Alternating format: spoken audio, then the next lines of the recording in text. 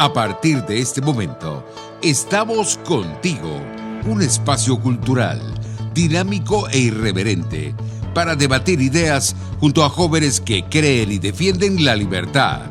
RCR presenta Contigo Liberalmente. ¿Qué tal, amigos? Sean bienvenidos una vez más a Contigo Liberalmente. Gracias por estar con nosotros como cada jueves aquí en RCR, la Casa de la Libertad. Agradecer como siempre a quienes hacen posible este y cada uno de los espacios de nuestra emisora. En la dirección general, nuestro querido Jaime Nestares. En la gerencia de producción, Wilixa Arcaya. En la producción, César Umbría, Malala Nogales y Justo Navarro. Y en los controles, nuestro querido José Gregorio González. Este programa está siendo grabado hoy, martes 22 de junio, a propósito del día feriado, 24 de junio, y agradecerles a ustedes como siempre por conectarse a pesar de la fecha a ver nuestra programación. También, por supuesto, invitarlos a suscribirse a nuestro canal en YouTube para que esta familia siga creciendo. Es muy fácil, ustedes pueden acceder a RCR en vivo en YouTube y ayúdennos a crecer y a que la información llegue a muchas otras personas. También a través de nuestras redes sociales, @RCR750 y mi cuenta personal, @ClauMacero. Por supuesto, también agradecer a quienes hacen posible esto desde el punto de vista publicitario. Ellos son Habibis Cakes. Pon a disfrutar tu paladar con Habibis Cakes. Pasteles de cumpleaños, tortas de chocolate, zanahoria marmoleadas, tres leches, los suspiros, ustedes ya saben, las dulces creaciones que hacen Wilmary y los amigos de Habibis Cakes. Ellos están a través de Instagram, @Habibis_cakes en Instagram, o a través del 0412-610-0838, porque con Habibis Cakes ustedes compran felicidad y ellos venden amor. Pero también a nuestros amigos de Perfect Hair, el cambio de look que siempre he soñado, déjalo en manos de Perfect Hair, especialistas en corte y química. Ellos tienen 40 años trabajando en Venezuela con todo este tema de atención, de la belleza, y los pueden encontrar, como ustedes saben, en el centro comercial El Sol, nivel Galería de Santa Paula, aquí en nuestra ciudad capital. Síguelos en Instagram en @Salón Perfect Hair, y por supuesto allí encontrar todo lo que ustedes necesiten en esta dinámica. Y bueno, el día de hoy en este programa grabado he querido conversar nuevamente con un amigo al que, bueno, lo vi muchísimo tiempo en las marchas, 2017, siempre, como siempre, al frente, haciendo este trabajo como fotoreportero. Él además es, bueno, periodista, y hoy le ha tocado una tarea quizás un poco más difícil, que es ir a la frontera entre México y Estados Unidos para retratar de forma directa, verlo él mismo a través de su lente y publicarlo, como hemos visto, a través de sus redes sociales, lo que es el drama de cientos de venezolanos que cruzan diariamente esta frontera para llegar a un mejor puerto. Hemos visto, bueno, imágenes de lo difícil que es cruzar este río. Quizás en algunos momentos es mucho más fácil. Hemos visto las pertenencias que han dejado regados muchos de nuestros migrantes. Este domingo, Iván, además, como tú sabes, fue el Día Mundial de los Refugiados, y qué mejor que verlo, ¿no?, directamente, con las historias y los testimonios de quienes básicamente han tenido que dejar todo atrás, literalmente, ¿no? Entonces quisiera, Iván, que nos contaras, y agradecerte por estar con nosotros el día de hoy. ¿Cómo ha sido toda esta peripecia o todo este recorrido, ¿no?, desde el inicio? ¿Cómo has salido de Venezuela? ¿Por qué ir a retratar esto directamente allá? ¿Y qué has visto?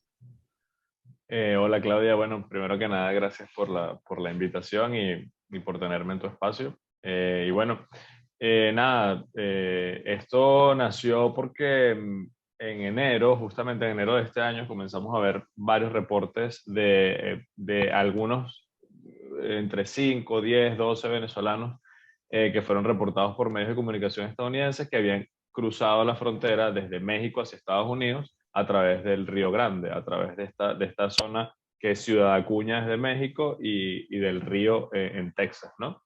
Eh, digamos que al principio esto nos llamó la atención. Hablo a título personal a las personas que trabajan conmigo en Efecto Cocuyo, que trabajamos juntos en equipo, porque era algo llamativo, ¿no? Sin duda que la migración venezolana que ha estado en Estados Unidos desde hace mucho tiempo no se caracterizaba por venirse o por cruzar la frontera caminando, como otras migraciones que ha recibido Estados Unidos durante muchísimos años, ¿no? Entonces dijimos, bueno, vamos a seguir tanteando el tema a ver qué sigue ocurriendo, ¿no? Y luego en febrero este número subió a más de 300 personas. Luego en marzo llegaron a más de 1000 personas. Ya abril tuvo varias imágenes características, incluso varias fotografías que se hicieron virales porque evidenciaban justamente la dificultad que tú comentabas de cruzar la frontera, especialmente el río. Incluso hubo un reporte de una mujer venezolana que murió porque el agua estaba muy fría y ella le dio hipotermia y pues no pudo completar el recorrido. Entonces dijimos, bueno, aquí hay un problema, aquí hay algo que está pasando. Sectores digamos, del oficialismo en Venezuela comenzaron a decir que esto era mentira, que esto era falso, lo normal, lo que se espera. Entonces dijimos, bueno, nada, la única manera de saber si esto es real así o no es así, pues es acercándonos al sitio, es haciendo el trabajo que hace el periodista, ¿no? Y eso hicimos, decidimos armar un grupo, un equipo pequeño con lo justo para poder acercarnos hasta la ciudad de Del Río, Texas, una ciudad bastante pequeña que tiene un aeropuerto que solamente sirve a otra ciudad, que es a Dallas. Entonces, a juro, o sea, obligatoriamente para llegar allá tienes que hacer por lo menos una conexión de vuelo dentro de Estados Unidos. Entonces, es un viaje bastante largo, pero nada, o sea, teníamos esa obligación, especialmente porque eran venezolanos y especialmente porque vimos que el tratamiento mediático en Estados Unidos no era tan particular, tan especial, porque es un país que está acostumbrado justamente a las migraciones y especialmente por esa zona. Es un país Sí. que recibe a caravanas de miles de migrantes. Entonces para ellos ver a 10, 15 personas cruzando un río, pues no representa mayor noticia, ¿no? Para nosotros sí, porque son venezolanos. Sí, ¿no? Y de hecho, yo recuerdo a este reportero que está básicamente viendo cómo llega un venezolano y esta persona se guinda a llorar. Y quizás, bueno, para ellos es uno más, ¿no? Por este tema de México que tú comentas, pero para nosotros cada historia cuenta, ¿no? No sé si ustedes tienen algún registro de, bueno, en promedio diario cuántas personas cruzan y qué es lo que más escuchas, ¿no? De esta gente, como tú bien describes, es otro tipo de migración, ¿no? Es otro tipo con otro perfil, otras características. Mm. Bueno, fíjate, yo saqué varios datos tenemos varios datos de la patrulla fronteriza que son datos públicos que cualquier persona puede consultar. Estos datos te dan que en enero de 2020 cruzaron tres personas nada más por esta frontera de Ciudad Acuña hacia el río, pasando el Río Grande, ¿no? En 2021 fueron 85 personas, pero los números comienzan a subir a partir de febrero. En febrero de este año fueron 389 personas las que cruzaron, mientras que el año pasado habían sido solo 5. Y en marzo, 5 personas también del año pasado, en marzo de 2020, y en marzo de este año ya fueron 1.094 personas, o sea, un crecimiento Exponencial. exponencial brutal, ¿no? Esto lo vimos en abril fueron 3.602 personas y en mayo 5.465 personas únicamente por el paso del río, ¿no? El estado de Texas es un estado sumamente grande y tiene muchos pasos fronterizos, pero lo que sí identificamos, gracias también a los reportes de prensa y a hacer pues la investigación que obviamente uno hace siempre antes de irse a un lugar, vimos que el lugar por donde estaban pasando los venezolanos era justamente este espacio, era la ciudad de Del Río, acá en el estado de Texas. Entonces, hay otras zonas donde la patrulla fronteriza le llama encuentros con migrantes. Entonces, hay otros lugares donde se han encontrado migrantes también, pero el lugar donde se encuentran cientos de personas diarias es en Del Río, Texas, y bueno, los datos están también para que las personas puedan consultar. Es decir, que, claro, oficialmente quizás este es el número por este paso, pero bueno, podríamos sumarse decenas por otros, ¿no? Pero además de esto, Iván, tú comentabas que, bueno, quizás el reporte que se estaba haciendo desde la zona no era tan el esperado por uno, sabiendo que, bueno, se tratan de migrantes o personas, ciudadanos venezolanos, ¿no? ¿Qué cambió, no? ¿O qué viste distinto cuando llegaste allá en función de las noticias que llegaban? Porque además eso pasa mucho con Venezuela, que hay gente que bueno, dependiendo de la fuente que tú leas, tú entiendes algo distinto. Y hablando con personas de afuera, tú les preguntas, bueno, ¿a quién conoces o qué has visto? Y probablemente es una realidad muy distinta a la que uno conoce acá. ¿Qué cambió en eso que viste directamente desde el punto de vista periodístico? ¿Y qué te llevas de allí también, no? En función de eso. Bueno, yo para empezar no pensaba que era tanta la gente que cruzaba a diario, ¿no? Yo pensaba que esto ocurría una vez o dos veces por semana, que era, digamos, algo, si se quiere, esporádico en las semanas, ¿no? Precisamente porque los reportes nos llegaban era una vez por semana o dos veces por semana, entonces no parecía que fuera algo diario. Eh, una de las primeras cosas que nos dimos cuenta al llegar es que evidentemente era algo diario y no solamente algo de una vez al día, sino de varias veces en el día. y de varios grupos distintos, y de personas que cruzaban en grupitos de 4 personas, hasta gente que cruzaba en grupos de 100 personas. O sea, esto fue impresionante porque, como digo, no lo esperábamos. Esperábamos era que, bueno, a lo mejor 2 días a la semana uno encontrar un grupo grande de personas cruzando y ya.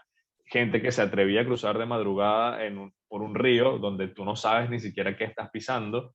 Y lo otro que sí me llamó la atención es la organización que hay, digamos, del lado mexicano para instruir a las personas hacia dónde van a cruzar, los llamados, pues, coyotes, ¿no? Las personas, pues, estos coyotes organizan grupos, porque es así, o sea, organizan grupos grandes de personas para que crucen todos de una vez.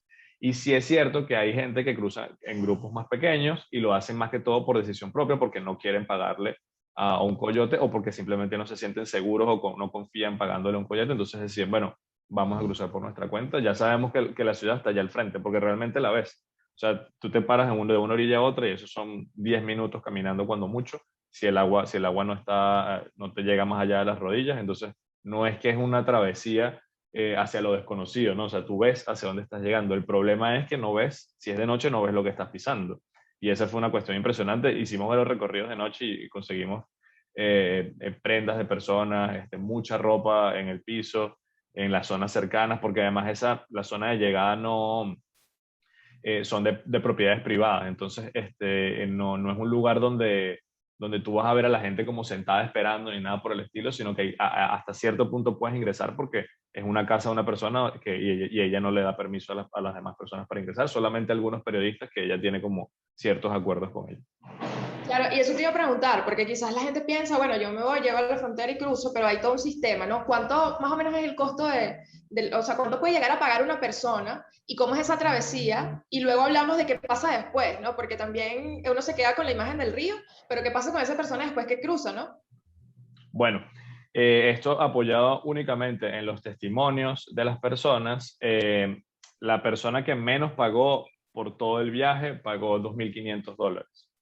Esto incluye, y pareciera que te estuviera hablando como un paquete turístico y realmente lo ponen así. Esto incluye el boleto tanto de salida de Caracas hacia México, como otro boleto interno en México normalmente de la ciudad donde haces conexión, que normalmente es de Cancún a Monterrey.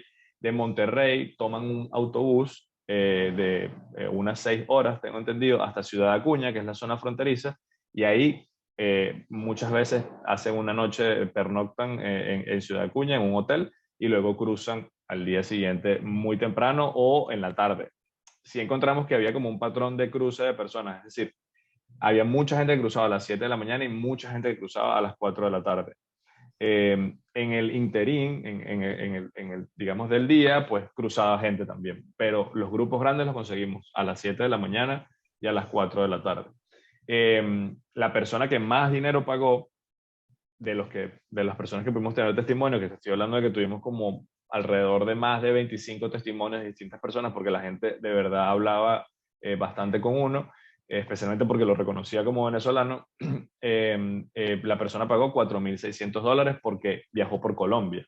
Entonces cruzó la frontera desde Maracaibo hacia Cúcuta, de Cúcuta tomó un vuelo a Bogotá, de Bogotá tomó un vuelo a México y de México hizo el recorrido hasta la frontera.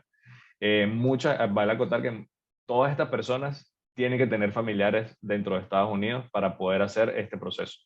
Si las personas no tienen familiares dentro de Estados Unidos, cuando lleguen a la zona fronteriza le van a preguntar quién los va a recibir, quién se va a hacer responsable por ustedes, y si no tienen un familiar, no tiene que ser un familiar directo, pero si no tienen un familiar con una dirección, con un nombre, con un teléfono, una persona que viva legalmente en Estados Unidos, no van a poder hacer, digamos, el proceso de forma satisfactoria para ellos, ¿no? Yo no soy abogado migratorio, ni hablo a título de este tipo de cosas, pero según la experiencia de las personas, había casos de personas y lo logramos entrevistar. Un señor cruzó a las 12 de la noche de un día y a las 11 de la mañana del día siguiente ya estaba liberado para ir a ver a su familia. Esto podía pasar así, podía ser que la persona pasara 12 horas detenido nada más, o podía ser que la persona pasara 2 semanas detenido mientras se le hacía la entrevista para saber si su caso de protección era creíble o no era creíble, si se contactaba a la familia, contrastaba la versión que él estaba dando con la versión real, digamos, de las cosas que pueden estar ocurriendo, porque lo que sí ocurre es que las personas cruzan, no huyen, no le huyen a la patrulla fronteriza, sino que más bien quieren ser detenidos por la patrulla fronteriza, porque de esta manera es que se empieza y se agiliza mucho más El el proceso. caso de entrada a Estados Unidos. Entonces las personas van, son detenidas, se las llevan a un centro de detención.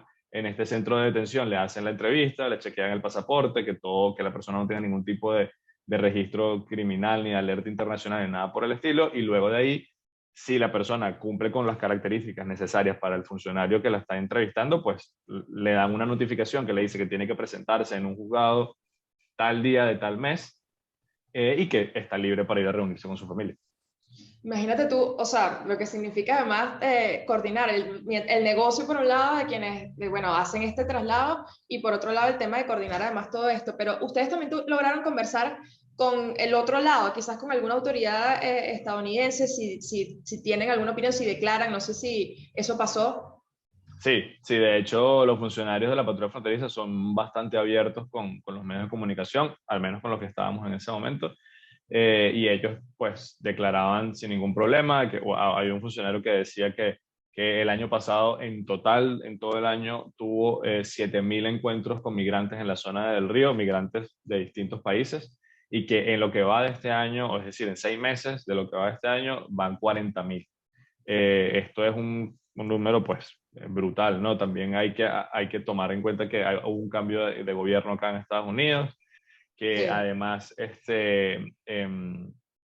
hubo digamos, una especie de apertura en la frontera que no ocurría con Donald Trump, y que además, bueno, la pandemia pues se ha flexibilizado mucho más las condiciones este año a las del año pasado, donde obviamente no había viajes, había muchas cosas que estaban suspendidas. Ya, por ejemplo, en Venezuela, en este caso, en este año se puede volar, y lo que hace mucha gente es que está volando desde Caracas hasta Cancún, y desde ahí comienzan el recorrido. De hecho, hay reportes, creo que ya hay 2 reportes de aviones o de personas que no han sido admitidas en México, y que son devueltas a Caracas. Esta característica es interesante porque no las deportan, no les ponen el tono de deportación, sino de no admitido. Es decir, la persona puede volver a ingresar o a intentar ingresar. Pero lo que se dice es que estas personas pues las autoridades mexicanas sospechaban que no iban a hacer realmente turismo en México, no iban a estar en México, sino que iban a utilizar el país como ruta de entrada para Estados Unidos. Claro, sí, me imagino que además después de todo este proceso, estos primeros casos van a hacer que el ingreso sea quizás un poco más difícil para los que vienen después, ¿no? Pues ya se empiezan a conocer las dinámicas, etcétera. Iván, nos quedan unos minutos, pero yo quisiera también desde el punto de vista personal que nos contaras para ti, ¿no? Que ha sido quizás lo más duro y lo más relevante, ¿no? Porque en otra entrevista tú hablabas de, bueno, lo que significa, por ejemplo, ver a señoras como tu familia, como tu abuela y lo que eso significa, ¿no? Cruzar un río, dejar todo. Tú hablas, por ejemplo, de grupos familiares. ¿Qué es lo que argumentan, por lo menos en estos 25 testimonios aproximados que ustedes tienen, estas personas que se van, y qué es lo que quizás a ti más te queda más que como periodista, como persona, ¿no? Después de escuchar esas historias y entender que hay una realidad que es inocultable, como tú decías también, pero que, bueno, que nos habla también de un país que se está diluyendo, ¿no? Si lo podemos decir de alguna manera.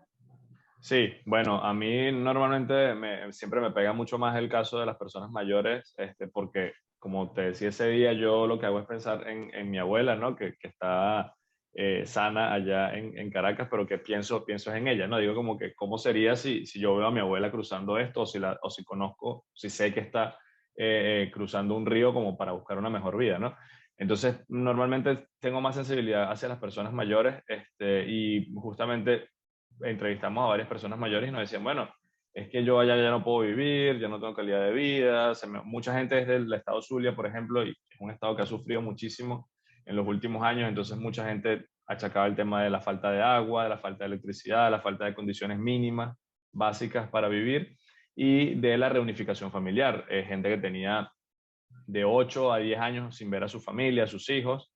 Los hijos, afortunadamente, pues están establecidos en Estados Unidos, entonces pueden también costear este tipo de viajes, porque realmente para una persona que trabaja y que trabaja constantemente en Estados Unidos, pues este dinero no representa tanto, o sea, no es tanto dinero como el que puede parecer para uno que vive en Venezuela. Entonces, pues las condiciones básicas eran como que el principal, digamos, razón para las personas mayores. Había gente que decía que había sido perseguida por autoridades de Nicolás Maduro, había personas que decían que habían sido perseguidas por grupos delincuenciales, personas grupos familiares completos que decían que a pesar de que tenían negocios y que tenían empresas, no podían seguir viviendo en Venezuela y vendieron absolutamente todo para poder costearse este viaje y cruzar hacia Estados Unidos. Sí, que además, bueno, una lotería como tú decías no sabemos también en cómo va a terminar esa historia, ¿no? Sería interesante luego hacer un trabajo de qué pasó con esas personas, ¿no? Después que cruzaron, qué pasó con esa persona una vez en territorio estadounidense. No sé si ustedes lo están pensando. Seguro, de hecho, algo que nos llamó mucho la atención y que fue un poco doloroso al principio, pero luego fue reconfortante, fue que las personas normalmente cruzan con su teléfono celular, no tienen problema en tener el teléfono, pero los funcionarios de la patrulla fronteriza les dicen que los guarden en lo que están del lado estadounidense, que no lo pueden usar. No se los quitan, pero sí tienen que estar guardados, ¿no? Entonces muchas personas nos pedían a nosotros, al reconocernos como venezolanos, nos pedían hacer alguna llamada o mandarle un mensaje a algún familiar: epa, estoy bien, ya crucé, estoy en no sé dónde. Muchas personas después se comunicaban con nosotros para decirnos: mira, ya mi mamá está aquí en la casa. O nos mandaban una foto: mira, ya mi abuela llegó, ya la fui a recibir al aeropuerto. Esto fue muy bonito porque, bueno, o sea, ves a la persona entrando con la desesperación, con el miedo que representa todo un viaje realmente hacia algo desconocido, y luego la ves reunida con su familia, y eso sin duda que es lo más bonito porque era el propósito de la persona para llegar al país. Definitivamente. Iván, yo te quiero agradecer, ya te tengo que despedir, pero la verdad es que son testimonios bueno, que uno agradece, ¿no? Porque a pesar de uno no estar allí, a través de tus fotos, uno puede ver, ¿no? Lo que de alguna manera viven muchos venezolanos. Es una realidad que tenemos aquí mismito, cerquita. No sé los cálculos, pero sé que por lo menos una familia venezolana todos tienen algún miembro fuera y hay estados donde quizás eso es más evidente, ¿no? Estado del Tamacuro, con el tema de Trinidad, en Zulia, como tú mencionabas, pero son muchas las historias y ustedes están haciendo ese trabajo de registro, de memoria, de lo que significa, y me lo decías el otro día, el domingo, la importancia de hacer democracia, ¿no? Eso también es hacer democracia en el sentido de registrar y de que las personas puedan tomar sus propias decisiones a partir de las informaciones. Iván, ya para terminar, ¿dónde puede la gente ver todo tu trabajo y conectarse con lo que están haciendo ustedes en Efecto Cocuyo? Es una alianza más grande. Sí, claro. Bueno, en principio, agradecer también, pues, obviamente, al equipo de Efecto Cocuyo por creer en este tipo de coberturas, porque, bueno, si no hay gente que cree en el periodismo, pues no estamos haciendo nada, ¿no? Tenemos una alianza que es la alianza PIM, que la conforma Historias que Laten, Crónica 1, Radio Fe de Alegría y Efecto Cocuyo. En cualquiera de estos medios pueden conseguir la información sobre esta cobertura. Y pues bueno, también Luz Meli Reyes, que es la reportera que ha estado escribiendo la mayoría de las piezas de esta cobertura. Y pues digamos, en mi cuenta de Instagram he subido algunas fotos de lo que he estado viendo, y en las historias destacadas también dejo ahí como ciertas cosas, pero hay lugares a los que acudir, están los medios de comunicación y todo esto. Y bueno, si tienen alguna duda, bueno, también pueden preguntarme, ¿no? Sin problema.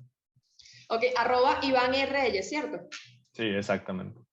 Bueno, buenísimo, Iván. Yo te quiero agradecer una vez más por estar con nosotros, Iván Reyes, fotoperiodista, reportero, bueno, haciendo este trabajo maravilloso en la frontera entre México y Estados Unidos. Y bueno, esperamos que pronto vuelvas y puedas también contarlo aquí en persona para entender a nosotros también, y eso se logra también a través del trabajo que ustedes están haciendo. Entonces, bueno, te despido, te quiero agradecer, enviar saludos también a todo tu equipo, al equipo de Efecto Cocuyo, felicitarlos por lo que están haciendo. Y con esto nosotros nos despedimos y al regreso volvemos con más de Contigo Liberalmente aquí en RCN.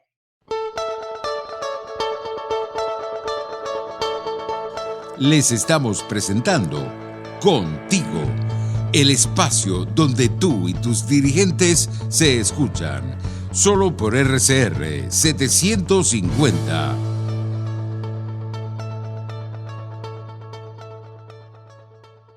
Puedes seguirnos en nuestras redes sociales. En Twitter, @RCR750, la radio que se ve. ¿Te imaginas unos deliciosos y súper cremosos helados libres de azúcar, libres de lácteos, libres de huevos, libres de gluten, libres de pulpas? Te lo tengo. Heladería Vegan Fruit lo hizo posible y aptos para todo tipo de personas. Los heladitos Vegan Fruit los encuentras en los mejores supermercados y tiendas de delicateces. Síguelos en las redes. @heladería Vegan Fruit. Amor vegano y cremoso. Un espacio que analiza y debate la coyuntura política, económica y social de nuestro país. Acompañe cada mañana a la periodista María Alejandra Trujillo en Palabras más, palabras más, palabras menos. Palabras más, palabras menos. Informes, entrevistas, análisis y discusiones sobre los temas de actualidad. Es lo que más te puedo dar, es lo de siempre. Palabras más, palabras menos. De lunes a viernes, de 7 a 8 de la mañana, por RCR 750 AM.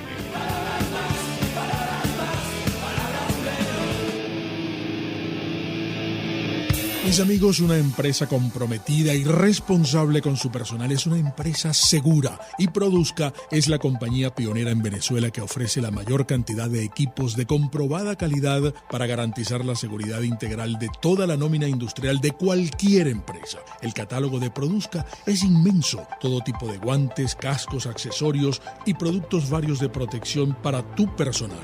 Conoce más de Produzca en www.produzca.com. Produzca, seguridad en tu empresa de los pies a la cabeza. Moisés Naim en Efecto Naim. Hola, soy Moisés Naim desde Washington. Conéctese a rcr.tv. También nos puede seguir por @Efecto Naim en Twitter. Y estamos en Facebook y en Instagram. Y no olvide que puede disfrutar todos los contenidos del programa cuando usted quiera, suscribiéndose a nuestro canal de YouTube. Nos vemos en la radio. Los miércoles y viernes a las 7 de la noche. Solo por RCR 750 AM. RCR 750 AM. Porque lo bueno une.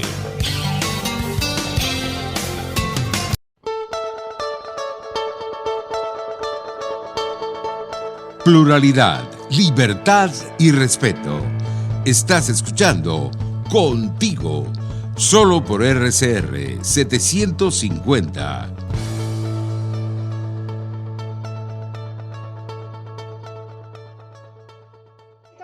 En Contigo, liberalmente. Gracias por seguir conectados a nuestra señal en RCR, la Casa de la Libertad. Y bueno, yo estoy encantada por esta parte del programa, porque finalmente después de mucho tiempo puedo conversar con un amigo que, como muchos otros venezolanos, se fueron de nuestro país buscando mejores oportunidades y él las ha encontrado. Definitivamente, bueno, John Ramos es periodista venezolano residenciado en Madrid, España, y ha venido haciendo un trabajo siempre vinculado a un área que le apasiona. Desde que estaba aquí en Venezuela lo conocí en una redacción acá en nuestro país, y siempre ha estado vinculado al tema del fútbol, al tema del deporte, y es algo que obviamente eso se nota cuando ustedes lo escuchen hablar, y ya lo van a escuchar. Él es John Ramos, está con nosotros desde Madrid. Gracias por estar con nosotros, John, y por conversar sobre un asunto que quizás no es usual en este espacio, aunque aquí hablamos de todo, pero tiene que ver con ese sentimiento venezolano que ha significado estas victorias de la Vinotinto, ¿no? Para algunos un empate ya era suficiente, ¿no? Pero para muchos es un gran logro, ¿no? ¿Qué significa esto? Y bueno, gracias por estar con nosotros hoy aquí en RCR.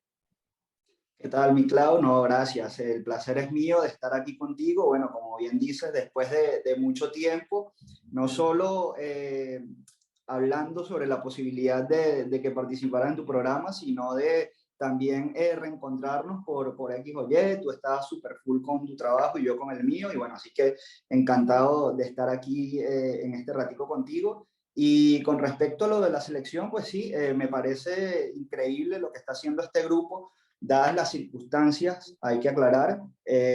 Obviamente, como todos deben saber, hubo un brote importante de COVID-19 que afectó a gran parte de la delegación venezolana que estaba llamada a participar en la Copa América. Y bueno, esto complicó muchísimo las opciones de la selección en la competencia, ¿no? El director técnico tuvo que llamar a un grupo de jugadores que no estaban en los planes, al menos en principio, para este torneo. Y bueno, así sobre la marcha, un poco como esto en Venezuela, han sabido sacar adelante los partidos. Si bien es cierto, no han ganado todavía en la competencia, son 2 empates que, como dices tú, saben muy bien, sobre todo por las selecciones que tenían enfrente, ¿no? Un Ecuador que, por ejemplo, en las eliminatorias al Mundial está en el 3er puesto, o sea, una selección que está muy bien. Y Colombia, bueno, es Colombia. Para nadie es un secreto que si bien Venezuela le ha jugado de tú a tú históricamente a Colombia y hay una linda rivalidad allí por el tema fronterizo y todo eso, pues Colombia tiene unos jugadores que, para serte sincero, Venezuela, por lo menos en actualidad, no tiene ese presente, ¿no? No tiene jugadores en clubes, por lo menos europeos, tan importantes. Sí, eso que comentas de la improvisación es tan real, porque al final yo creo que en Venezuela estamos como a veces acostumbrados a que las cosas funcionen así, ¿no? Y empatamos, lo increíble sucede, ¿no? Y en un principio estuvo vinculado al tema de este arquero, ¿no? Que se volvió famoso, múltiples memes, sacó la gente, y lo que es, como siempre estamos acostumbrados en Venezuela, bueno, la gente obviamente hace de eso quizás un chiste o hace algo de lo cual aferrarse, ¿no? Pero sí, eso habla también de cómo la gente, o cómo en Venezuela a veces también nos vinculamos a una persona, o lo que eso significa, también como tú bien decías, en este contexto complicado de pandemia, el tema de vacunación y todo lo que significa. ¿Cómo lo ves tú? Eso está, también hay un aspecto técnico, ¿no? Sabemos que esto del COVID, el contagio de estos jugadores cambió todos los pronósticos, ¿no? Pero ya Venezuela traía algún trabajo técnico. ¿Cómo lo ves? ¿Tiene que ver con hombres, como es el caso del arquero? ¿O qué hay allí? ¿Cómo lo analizas tú?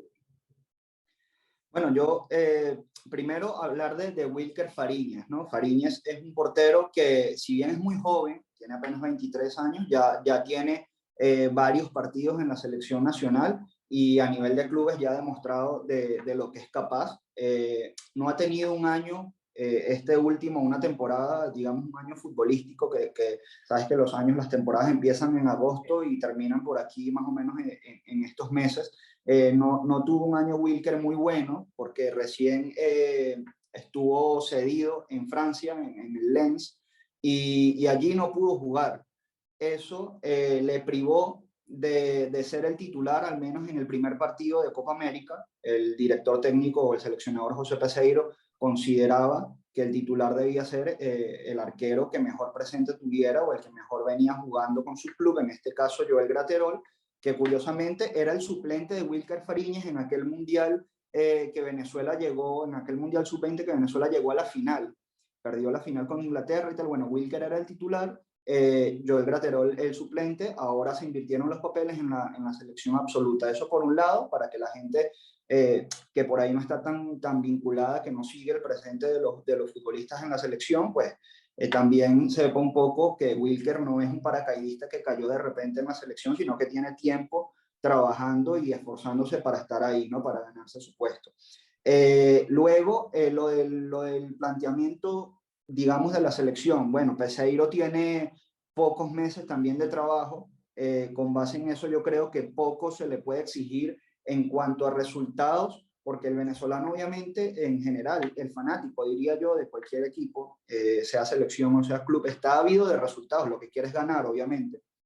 Pero en Venezuela la situación país ha hecho también que sea bastante complejo aunar el trabajo de un técnico con los resultados netamente futbolísticos. ¿Por qué? Porque, bueno, todo lo que engloba la situación país, digamos, a veces van a entrenar y, por ejemplo, ha pasado, no hay luz, no llegan los viáticos a tiempo, a los jugadores ahora con el coronavirus, algunos clubes no los dejaban viajar por el tema de Venezuela, de que Venezuela, por ejemplo, es un país de riesgo para la mayoría de los países del mundo. Entonces sus clubes decían como que, bueno, no sé si dejarte ir para allá. Al final el club es, digamos, un poco el dueño del jugador y los cuida mucho porque obviamente pagan fortunas por ellos. Y entonces, bueno, todo eso ha complicado la situación, no solo la pandemia. Ya, como te digo, Peseiro venía trabajando, es un técnico portugués, además, que después de muchísimo tiempo que la selección venía trabajando con entrenadores venezolanos, se da esta situación de un entrenador extranjero viviendo en Venezuela, metiéndole el pecho a todo lo que eso significa, un tipo que estuvo como asistente técnico, por ejemplo, en el Real Madrid, que muy poca gente lo sabe, gente digo, los que sabemos y estamos pendientes de la selección, por ahí lo saben, pero la gente piensa que la federación sacó a Peseiro, fue a Portugal y le dijo, mira, ¿tú quieres dirigir a la Vinotinto? Y el tipo dijo que sí, se lo llevaron.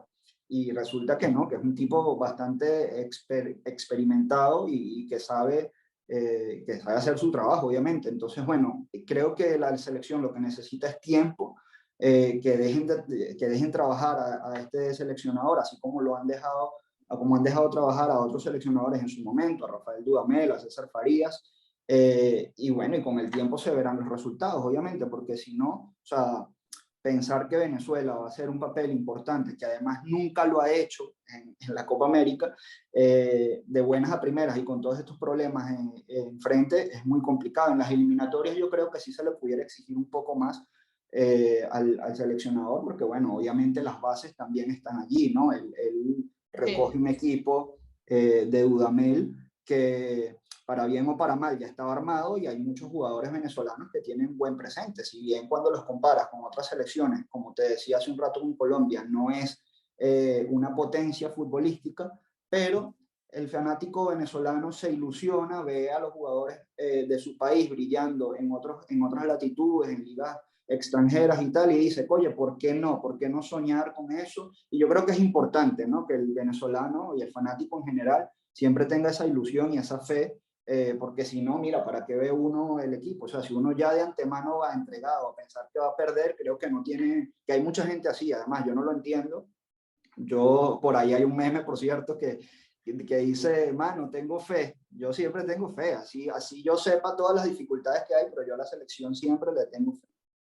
No, y es importante que tú comentes todos estos factores porque eso no es que lo hace más difícil, pero lo hace incluso más increíble, creo yo. O sea, no es una selección quizás normal en un país que, bueno, enfrenta sus dificultades de entrenamiento, todo lo que obviamente significó la pandemia, sino en el caso de Venezuela también hay hasta un asunto político, o sea, el tema del ingreso, el tema de las vacunas, vimos lo que pasó, el tema además del desánimo general, que además yo sé que obviamente no está hoy la presión quizás del público, lo que podría generar eso, pero evidentemente hay un país que está allí detrás esperando por tu actuación, ¿no? Y aunque ya tú has adelantado un poco de lo que sería el futuro, bueno, el futuro quiero decir, los próximos días o lo que podría pasar con la selección, tú eres optimista, quizás, a pesar de que tú dices que hay que darle tiempo a este seleccionador, que además me parece brutal la historia de lo que significa, ¿no? Un extranjero aquí trabajando por Venezuela y con estos resultados hasta ahora, que obviamente todavía es muy incipiente, pero nos da un poquito de esperanza y fe, como dices tú, pero podemos ser optimistas sobre lo que puede venir con la selección y cómo lo ves también en función del rol de Venezuela también en el sentido del mensaje que se envía a los venezolanos, ¿no? Que también de alguna manera esto unifica, creo yo, en torno a un sentimiento, en torno a una pasión que es el fútbol, en un contexto donde no tienes otra cosa quizás que trabajar y bueno, ver lo que está haciendo la selección, ¿no? Sí, a mí una de las cosas que más me apasiona del deporte es precisamente esa posibilidad que le brinda a la gente de unirse en torno a un equipo, a un deportista, en caso de deportes obviamente individuales. Yo pienso que la selección siempre que se junta, porque además son días, es todo muy intenso, ¿no? Los seleccionadores no tienen mucho tiempo para trabajar con sus jugadores por lo que te comentaba, porque ellos se deben a sus clubes y están en los lugares en los que juegan. Y ahora mismo, quitando esta camada de jugadores que llegó en los últimos días a Brasil para disputar la Copa América, lo cierto es que el grueso de los jugadores venezolanos que suelen estar convocados no viven en Venezuela, no juegan en Venezuela, haciendo énfasis en que estos jugadores, 10, 17 jugadores que convocaron a última hora para sustituir a los contagiados, bueno, eso sí están en el fútbol nacional. Además, algo que quería destacar, para la gente más futbolera que por ahí puede estar escuchando el programa, siempre hablan mal de la pobre liga FUTB, de la liga venezolana, y yo, como ex trabajador, además de un equipo que hace vida en el fútbol nacional, quiero rescatar y destacar el trabajo que hacen los equipos, porque esos chamos, como mucha gente puede pensar, llegaron ahí, le están poniendo garra, corazón, coraje, para no decir otras palabras, y están, o sea, como que si agarraron a unos chamos y le dijeron, mira, ¿tú quieres jugar con la Vinotinto? Y dijeron que sí. No, esos chamos tienen años, toda su vida, la corta vida que tienen, porque la mayoría son muy jóvenes, trabajando en pro de ese objetivo. Y los clubes también le ponen un mundo para sobrevivir a toda la situación que está atravesando el país, ¿no? Como en todo ámbito, o sea, no solo el deporte, pero bueno, eso por un lado, y por el otro me parece brutal que la gente, para bien o para mal, se una. Yo creo que la Vinotinto siempre logra eso, ¿no? Que cada vez que juega, el venezolano esté allí pendiente. De repente el que no puede ver el partido sabe que juega la selección, lo pregunta, se mete en redes sociales, genera debates, eso de los memes también, porque el venezolano al final también es muy, bueno, siempre le busca el lado divertido, jocoso a las cosas, y eso, pero eso está bien. O sea, yo creo que eso al final, el jugador está muy pendiente de eso, y bueno, para muestra lo que está sucediendo. El futbolista, más allá de que a veces hay mucha gente que piensa qué sé yo, que porque ganan una millonada o lo que sea, no están pendientes de lo que pasa en el mundo, y al final es totalmente falso, nada más alejado de la realidad. Al final el futbolista es un ser humano igual que cualquier otro. Por más que gane, siempre está pendiente sobre todo de lo que dicen de él y de lo que dicen de su equipo.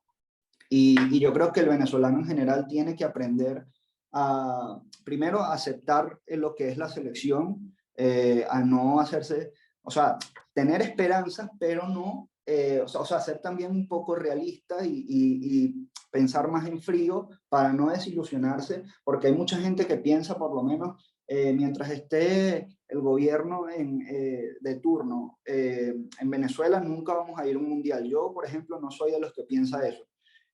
Ha habido históricamente selecciones de países en guerra que logran clasificar a mundiales, que logran ir a las Olimpiadas, deportistas que la reman durísimo contra cualquier adversidad y al final lo logran.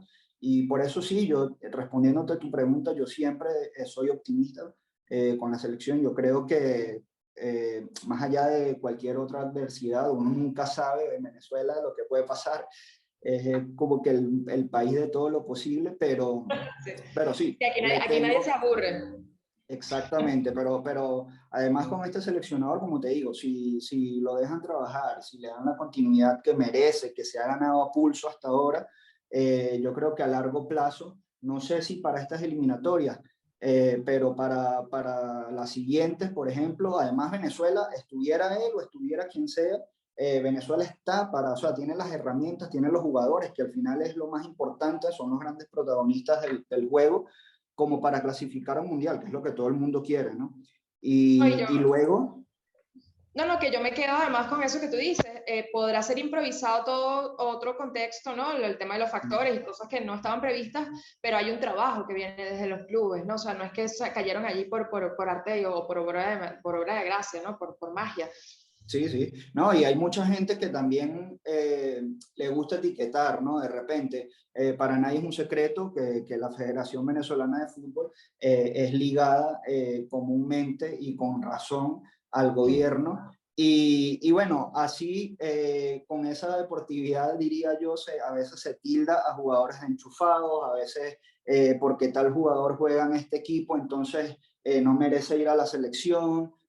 Y nada más alejado de la realidad. O sea, el jugador al final, como te digo, está luchando primero por un sueño personal, o sea, quiere surgir, y si el jugador en determinado momento se le dio la oportunidad de jugar allí, y esa es la mejor opción que tiene, pues mira, la tienen que aprovechar y siempre dando el máximo de sí, como para en algún momento dar el salto hacia el exterior, que es lo que todo el mundo quiere, no solo por la situación país. Imaginemos que el país estuviera de maravilla, de por sí en toda Sudamérica, o sea, el futbolista sudamericano en general, siempre quiere emigrar al exterior a otras ligas porque obviamente Europa en el mundo del fútbol es como, digamos, es como las grandes ligas, ¿no? En el béisbol, o sea, todo el mundo quiere, todos los beisbolistas quieren ir a las grandes ligas, en el fútbol todos los futbolistas quieren venir a Europa.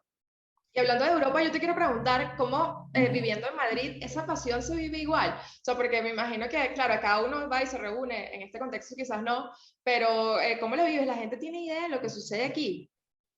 Sí, sí, sí, se sigue muchísimo, no al mismo nivel que se sigue la Eurocopa, obviamente, por razones obvias, ¿no? Es porque aquí la mayoría de la gente es europea, pero hay muchísimo, primero hay muchísimo inmigrante, o sea, te hablo en específico de Madrid, que es donde estoy yo, aquí hay demasiados venezolanos, para nadie es un secreto, y así como hay venezolanos, hay ecuatorianos, que además es las dos grandes migraciones que hay en Madrid de Sudamérica, primero es Ecuador y luego Venezuela.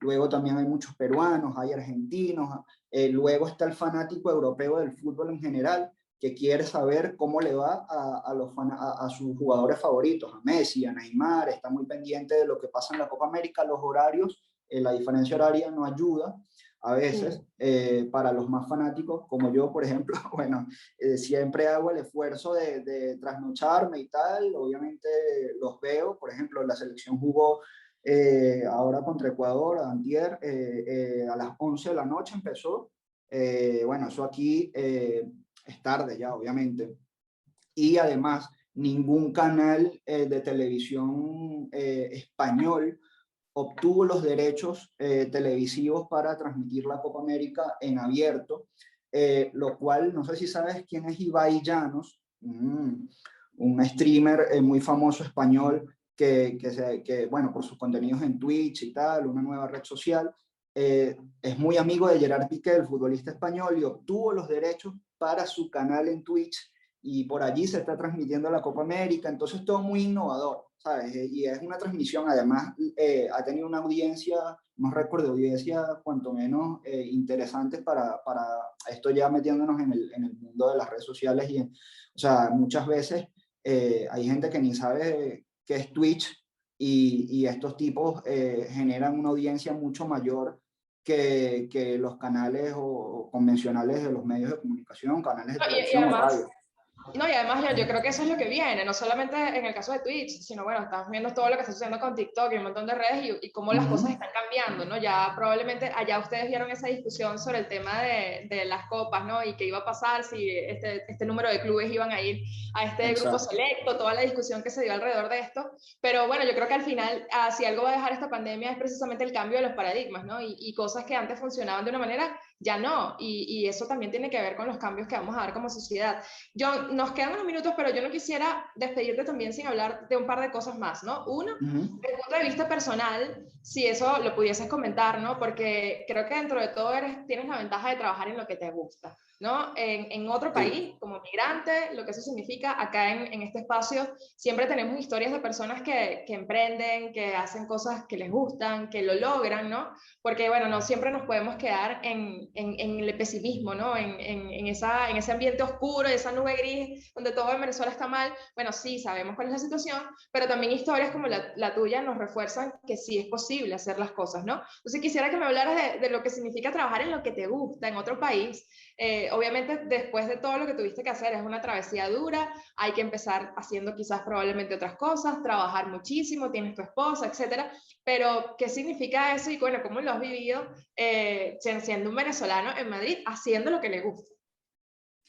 Bueno, brutal, se siente la gloria, porque en mi caso personalísimo, hay mucha gente que lamentablemente no le ha pasado todavía, pero bueno, logré conseguir un trabajo, ejercer mi profesión, o sea, trabajo en un periódico local, es un periódico pequeño que solo circula en Madrid, que se llama El Distrito, pero que bueno, al final me dio la oportunidad de hacer lo que me gusta, como dices, y si bien es cierto, no es el trabajo de mis sueños, porque uno siempre aspira más, uno siempre quiere ir a los mejores. Eso es lo natural, claro. Pero yo venía con mi cabeza ya, el momento de que emigré, con mi mente muy, muy fijada bueno, en que iba a ser duro, y la verdad que ni en mis mejores pensamientos, valga la redundancia, pensé que iba a encontrar tan rápido, porque no tengo ni 2 años aquí todavía. Bueno, los acabo de cumplir, mentira. Pensé que iba a poder trabajar en un medio de comunicación, ¿no? Esto me ha permitido, por supuesto, reconciliarme además, porque los últimos años de periodismo en Venezuela, o que ejercí el periodismo en Venezuela, estaba en portales digitales. No había trabajado en el periódico como lo hicimos en El Nuevo País y en la revista Z, y bien sabes que no es lo mismo escribir para una página web que escribir para un periódico. Tener el periódico y lo que eso significa es otra cosa, ¿no? Sí, sí, y aquí, bueno, muy contrario a lo que yo pudiera pensar, todavía el periódico se resiste a morir. Hay mucha gente que lee periódico todos los días. También es cierto que obviamente, como te he comentado con Twitch, hay muchas otras vías de hacer periodismo que están calando muy hondo y que cada vez van relegando un poco más, pero bueno, hay gente que todavía le encanta leer su periódico y que lo compra, o en este caso, que es un periódico gratuito, lo coge del expositor y lo lee, ¿no? Eso por un lado. Por el otro, bueno, tiene un sabor además súper especial para mí, porque como dices, yo apenas llegué, venía mentalizado en hacer cualquier cosa, y cuando te digo cualquier cosa era literalmente agarrar el primer trabajo que me saliera, porque bueno, es el sentido de supervivencia que tiene uno, y de saber que vas a otro país, a otro lugar, que no tienes ningún contacto que te pueda, digamos, dar la oportunidad de empezar en lo que te gusta, sino que la tienes que remar desde el principio, otra vez desde cero, como si no hubieras estudiado nada, ¿no? En mi caso, yo me tocó trabajar, por ejemplo, al principio en una heladería, que nunca en mi vida había trabajado en algo similar. Estuve trabajando poquísimo, porque luego ahí mismo, aquí los trabajos, o sea, hay muchas oportunidades de trabajo, pero son muy cambiantes, salvo que ejerzas tu profesión, sea cual sea. Entonces, en eso de la hostelería, por ejemplo, la gente se mueve mucho, cambia de trabajo como cambiar de ropa interior. Entonces, yo dije, ah, sí, bueno, pues yo me empecé a ver que otra gente lo hacía, y yo recién llegado loco me puse también a probar, ¿no? En este caso, un amigo que trabajaba en esa heladería me dijo, bueno, mira, para que vayas haciendo dinero mientras tanto, aquí tienes esta oportunidad si quieres. Yo, por supuesto, la tomé. Y luego fui probando, como te digo, estuve también trabajando como teleoperador, aprovechando esto de que uno medio, ¿sabes? Se sabe comunicar y tal, no sé qué, pero bueno, luego cuando me tocó vender, súper difícil, porque aquí la gente además, otra cultura, el español y el europeo en general es mucho más seco, más cortante que el sudamericano, o que el venezolano, ¿no? Específicamente. Y bueno, eso también me sirvió para reunir una experiencia y para conocer gente. Y luego estuve trabajando, mira, bastante tiempo, cerca de un año te diría, bueno, menos, en hostelería, o sea, como camarero, lo cual es durísimo, pero también me permitió aprender mucho, valorar el trabajo de los camareros en general, que en Venezuela por ahí no hay mucho, no, o sea, no está la cultura del camarero como aquí, porque aquí el español es mucho de bares, de ir a restaurantes y tal, y para nosotros el venezolano, el camarero es simplemente el que te trae las cosas a la mesa y ya está. Pues aquí no, aquí, por ejemplo, un restaurante puede tener, o un bar puede tener unas cervezas buenísimas, las más frías, o lo que sea, la mejor comida, pero si el camarero te atiende mal, la experiencia es terrible, o sea, puedes no volver a hacerlo. Y así, bueno, aprendí muchísimas cosas, aprendí de comida, aprendí de bebidas, aprendí que además tú sabes que yo también soy medio foodie, me encanta eso. Y bueno, así fui probando, y por supuesto, mientras a la par que iba trabajando en esa cosa para sobrevivir, iba siempre, nunca dejé de meter currículum en lugares, en medios de comunicación, conocer gente. A todo el que conocía le decía, yo soy periodista, hago tal cosa, no sé qué y tal, equipos de fútbol, porque la última experiencia que tuve en Venezuela fue con un equipo de fútbol, como te comentaba, y también me llama muchísimo la atención aquí obviamente, que es un país muy futbolero, esa posibilidad, hasta que me llamaron de aquí sin pensarlo, o sea, no tenían ni una vacante abierta ni nada, yo simplemente dejé el currículum, un día me llamaron y se me dio la oportunidad, y por supuesto le dije que sí, y bueno, y no sabes, además fue espectacular, o sea, para mí, la gloria, como te dije al principio. Sí, yo me quedo con esa frase, John, porque además, bueno, uno nunca sabe para dónde va y es lo que tú dices, aprender en el trayecto y ese esfuerzo, que además es lo que nosotros también tratamos de potenciar en este programa, tiene que ver con eso, ¿no? Ese esfuerzo individual, el trabajo, el prepararse y aprovechar el mejor momento y una vez que lo tienes, dar lo mejor, ser los mejores en lo que hagamos donde estemos, ¿no? Y eso creo que es algo que, bueno, tú bien representas, John. Ya nos quedan un par de minutos y no quiero dejar de preguntarte sobre un asunto quizás un poco alejado del deporte, pero bueno, dado que tú estás allá en España, hemos visto estas noticias sobre lo que tiene que ver con los indultos, veíamos ayer las declaraciones de Pedro Sánchez con el tema de los independentistas. ¿Cómo se ve eso? Sé que está muy reciente, pero ¿qué dice la gente? Si lo pudiese resumir para entender un poquito la situación y qué significa esto para España, ¿no? Que obviamente siempre ha trabajado por la unidad y por lo que eso significa y que ahora esto suceda es un golpe, ¿no? Sí, bueno, la percepción que tiene uno como extranjero, además, en el país, es que a favor de los indultos únicamente están los independentistas, o sea, ni siquiera el que vota el PSOE está muy de acuerdo con eso, porque bueno, al final esta gente no debería ser indultada, esa es la realidad, o sea, cometieron unos delitos, hicieron cosas que están penadas por la ley y sobre todo lo que decías tú, ¿no? El español quiere unidad, el español está cansado de que lo estén etiquetando, que si de izquierda o derecha o dividiéndolos, y esta gente precisamente lo que quiere es eso. Los indultados son separatistas, no solo quieren dividir Cataluña e independizarla, quieren separar a España, o sea, ven al español como el enemigo, y eso, como te digo, la gente que vota al PSOE no está de acuerdo al final, o sea, hay mucha gente que vota al PSOE y mucha gente que vota a otros partidos de izquierda que, bueno, que ama a España y que ama a su país y que quiere a Cataluña como parte de España, como es. Eso por un lado, y bueno, por el otro también el gobierno yo creo que está ya haciendo digamos, un análisis breve, pero un poco, como veo yo al PSOE, creo que está acabando su tumba, o sea, recibió un golpe muy duro recientemente con las elecciones aquí en Madrid.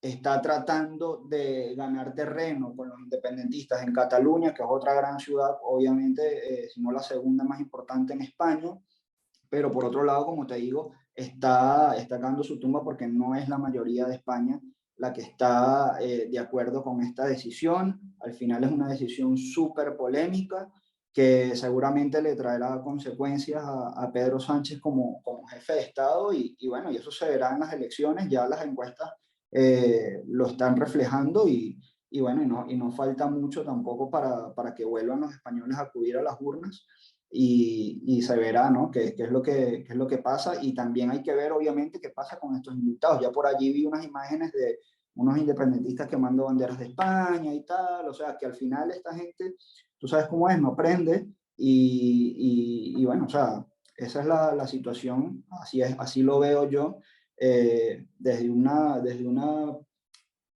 opinión bastante parcializada, sí, es verdad, pero bueno, es lo que he podido percibir desde aquí.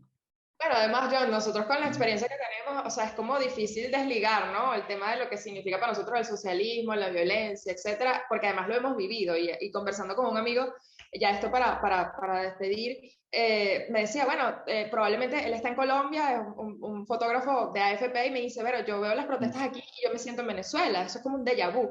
Entonces, bueno, cuando Sí. ustedes cuando están como migrantes también de alguna manera son precisamente la voz de este país que ya vivió un montón de cosas, pero bueno, a veces, como dice otro amigo, nadie sabe lo que es el socialismo, lo que significa hasta que lo vive, ¿no? Y bueno, Sí. ojalá que de esta experiencia se aprenda. John, yo te quiero agradecer por tu tiempo, me hubiese encantado tenerte en vivo, pero igual esta entrevista va a salir este jueves, que es 24 de junio, feriado aquí en Venezuela, y espero que, bueno, después con ese optimismo, con los pies sobre la tierra, sobre el caso de la selección venezolana, podamos hablar y volver a tenerte y tener noticias positivas sobre nuestra selección. Así que gracias. No sé si tienes... Ojalá. No, bueno, agradecimiento, palabras de agradecimiento para ti, además orgullo y admiración. Tú sabes que de verdad no es por hacerte la pelota, como dicen aquí en España, pero siempre he admirado lo que haces y me parece brutal que tengas un programa para ti solita y que además desarrolles toda tu inteligencia. Me parece una periodista, una persona excelente, y bueno, quería decirlo en público, hacerlo notorio. Y nada, siempre a la orden por aquí, siempre a la orden para hablar de lo que sea. Sabes que Gracias. es así. Bueno, el cariño y la admiración es mutua. Bueno, te quiero muchísimo, te mando un abrazo. Espero que todo funcione genial en el distrito. Te voy a estar leyendo y revisando. Y bueno, como a ti y muchos otros venezolanos que están haciendo un trabajo increíble, dejando, bueno, nuestro nombre siendo los mejores en lo que hacemos. Así que bueno, muchísimas gracias. Ramos, periodista venezolano radicado en Madrid, haciendo lo que le gusta y lo que le apasiona, gracias a Dios. Y bueno, nosotros con esto nos despedimos ya en Contigo Liberalmente. Nos vemos el próximo jueves aquí en RCR. Recuerden que este programa es grabado el día de hoy, a propósito del 24 de junio, que es feriado en Venezuela. Pero bueno, nos encontramos entonces el próximo jueves. Gracias.